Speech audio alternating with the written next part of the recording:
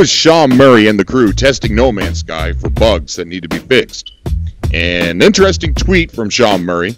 Also, why is he really saying it's not an MMO? And a really funny troll article that I came across here on Cobra TV. Are you ready?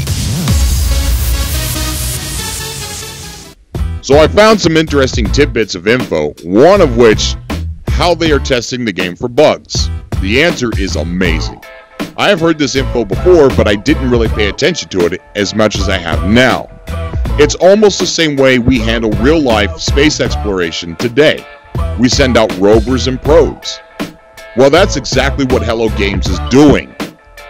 The game is so large that it causes a problem in doing what every dev does to make sure the game is right. The team is currently using virtual testers, automated bots that wander around the universe taking screenshots, which are then sent back to the team for viewing. Kind of sounds just like NASA. We all know that Sean has been on some travels lately with the game, but we still don't know why. Here's a retweet from Sean. Got to play No Man's Sky on a 150-foot screen in a 360 wraparound dome today. That was pretty cool. Sounds like a pretty big event if you ask me. It also amazes me why no one got their cell phone out and leaked any of it. I have a feeling sooner or later, what he is showing them will come to us very soon. Also, Sean has been quoted saying that this is not an MMO. I think the only reason he is saying this is because he isn't a multiplayer gamer. And it would take a big effort on our part to get together and stay together. But in a recent interview, he was quoted saying this: "Ultimately, we don't know whether people will work, congregate, or disperse," Murray says. "I know players don't like to be told we don't know what will happen, but that's what's exciting to us. The game is a vast experiment." I don't think he's taken into account that human emotion will play a big role in this game.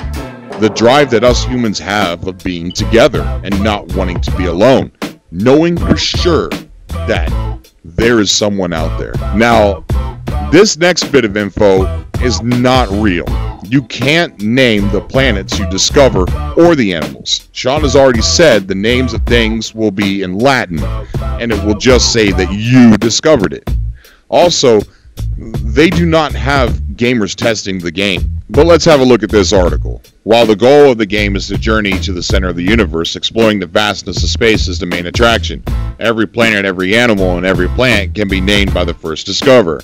The team at Hello Games admitted that they knew what was coming but never thought it would be this bad. When we held the first semi-open beta, not true, for the game, I was pretty optimistic until I came across Cocktopia, said Sean Murray, managing director.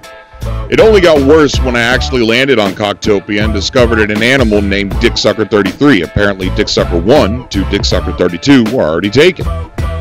I just kept hoping that I would see anything that wasn't so crude, recalled Murray. The first thing I saw that was sort of acceptable was a planet named Guns for All.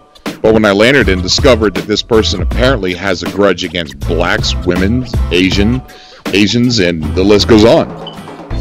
I never knew that animals could be so racist. One of the members at Hello Games actually contributed to this mess. Creative director David Ream was initially put off by how crude it all was, but then admitted that the unconventional naming eventually got to him. At one point, he started to enjoy naming things after penises and vaginas, but then told by other team members to stop.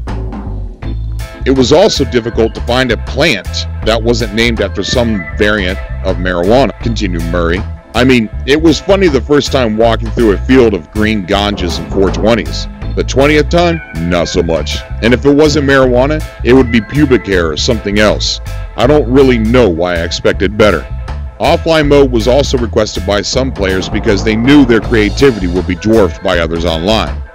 It just took me out of the game to see a planet named Deep Vagina 6, said tester Ori Katanos.